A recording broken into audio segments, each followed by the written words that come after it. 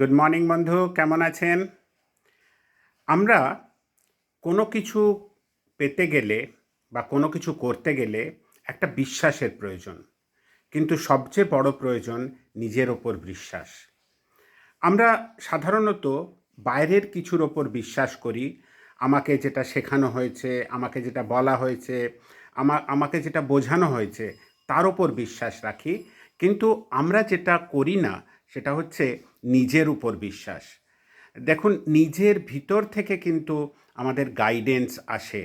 আমি যদি শুধু মাথার উপর ডিপেন্ড না করে, লজিকের ওপর ডিপেন্ড না করে আমার হৃদয়ের ওপর ডিপেন্ড করি, তাহলে কিন্তু প্রপার গাইডেন্স আমরা পেতে পারি।